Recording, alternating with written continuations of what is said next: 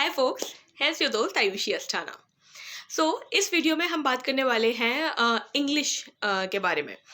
English कैसे improve करें, English में नंबर्स कैसे लाएं। ये हमेशा से मैंने सुना है लोगों से कि इंग्लिश बहुत डिफ़िकल्ट चीज़ है।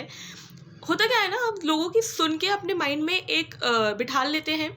इंग्लिश तो बहुत डिफ़िकल्ट है बैंकिंग एग्जामिनेशन की, बट ट्रस्ट मी, जब मैंने अपना फर्स्ट मॉक दिया था I scored highest in the English section.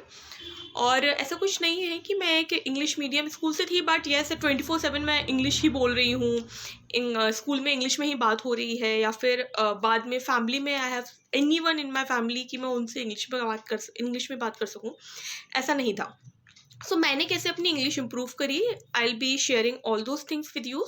This video is gonna be a series जहाँ पे मैं इंग्लिश को अलग अलग एस्पेक्ट्स में बांट रही हूँ। पहले तो first is English grammar, second vocabulary, idioms and phrases, phrasal verb, third comprehension. And by comprehension I mean, आप 5 लाइन्स का अगर एक पैराग्राफ लिखा है तो आप उसको दोबारा से ना पढ़ें। In the first reading you will be able to understand what this paragraph means. आपकी कॉम्प्रीहेंशन बहुत ज़्यादा इंपॉर्टेंट होना चाहिए। और मैं आपको ये भी बताऊंगी कि आगे आने वाली वीडियोस में कि इंग्लिश के कॉम्प्रीहेंशन का, न्यूज़पेपर रीडिंग का कितना बड़ा रोल प्ले होता है, और दूसरे सब्जेक्ट्स में भी, मैथ्स और रीजनिंग में भी। And fourth is your daily practice. Daily practice में अपना ROS, आप ROS की प्रिपरेशन करते हैं, आप जो भी मॉक्स लगा रहे हैं, या फिर छोटे छोटे सेक्शनल क्विज दे रहे हैं, match the column, word swapping, इन सब की हमें डेली प्रैक्टिस करते ही रहना चाहिए।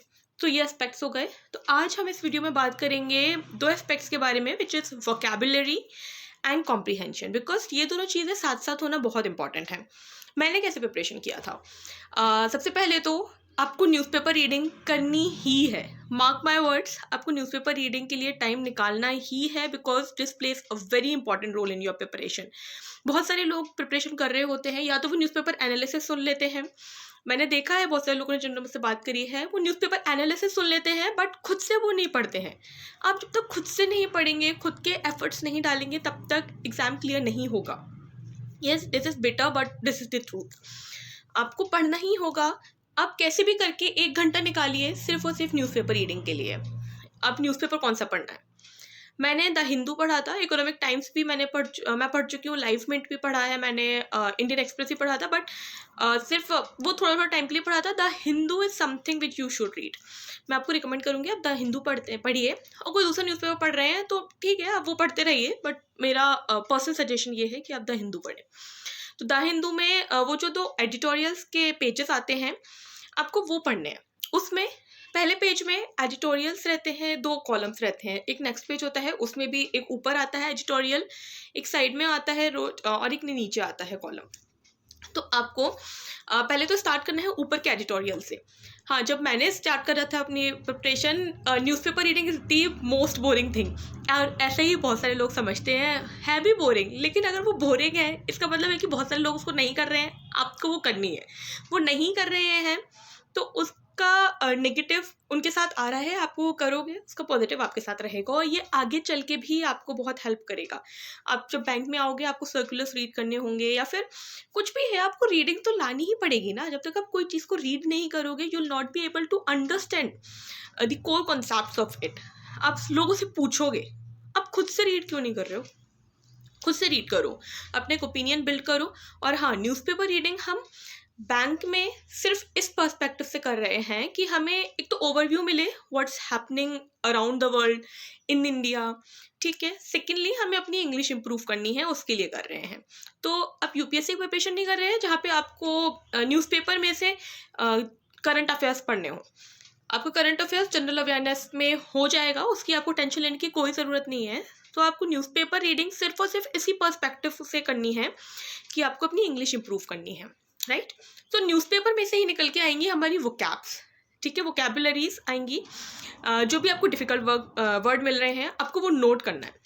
मैं आपको दिखाती हूँ कि मैंने कैसे वो करा था। मेरी अभी कुछ रजिस्टर्स बने हुए थे उस टाइम पे, जो की हालत अब बहुत ख़राब हो चुकी है। अभी मैं आपको दिखाऊंगी, और एक डायरी और है। तो ये मैंने कैसे करे थे। आप न्यूज़पेपर पढ़ रहे हैं, एडिटोरियल में जब मैंने स्टार्ट किया था, एक एडिटोरियल को पढ़ने में it took me whole of my hour. लग सकता है आपको भी ये टाइम, और आप ऑलरेडी कर रहे हो तो मे बी ना लगे। इट्स वेरी गुड कि आप ऑलरेडी ये न्यूज़पेपर रीडिंग कर रहे हैं। अगर नहीं कर रहे हैं तो स्टार्ट करनी है आपको, ठीक है। तो आप एडिटोरियल पढ़ना स्टार्ट करें। ख़राब लग रहा है, थोड़ा सा पढ़ पा रहे हैं, रुकना नहीं है, आपको पूरा 1 घंटा न्यूज़पेपर रीड करना ही है। आपको वर्ड्स मिलेंगे उसमें से, और द हिंदू में जो वोकैबुलरीज होती हैं वो रिपीटेटिव होती हैं। आप आज जो वर्ड्स नोट डाउन कर रहे हैं, आपको कल उसमें से ही कुछ वर्ड्स दोबारा से मिलेंगे, तो ऐसे आपका रिवीजन होता तो खुद से ही रहेगा, बट आपको भी एक रिवीजन करना है, तो वो मैं बताने वाली हूँ। पहले तो आपको वो न्यूज़पेपर का एडिटोरियल पढ़ना है। कैसे पढ़ना है? लाइन बाय लाइन आप पढ़ते चले जाइए। आपको जो भी वोकैब मिले, जो भी डिफ़िकल्ट वर्ड मिल रहा है, आपको उसको नोट करना है। एक एप्लीकेशन मैं हमेशा से यूज़ करती आ रही हूँ, उस टाइम मुझे वो एप्लीकेशन मिली थी, मरियम वेबस्टर। आज भी मैं वो यूज़ करती हूँ किसी भी डिफ़िकल्ट वर्ड के मीनिंग के लिए।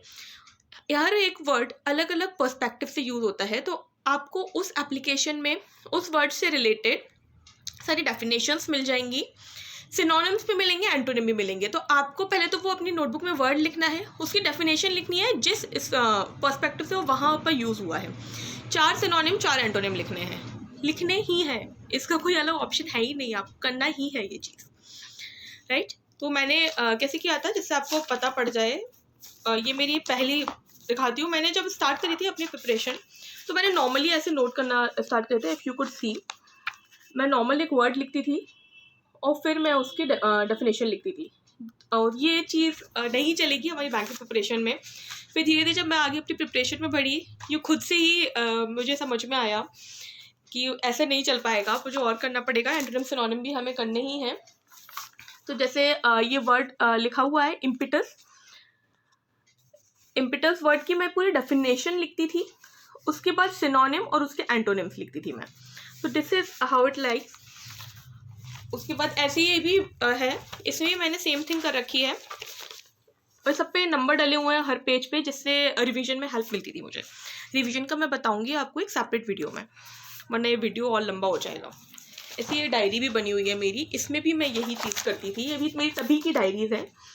इसके मैं आपको इसके PDF में मैं आपको वीडियो के लास्ट में शेयर कर दूंगी, so that you could see कि कैसे आपको एग्जैक्टली ये चीज़ करनी है।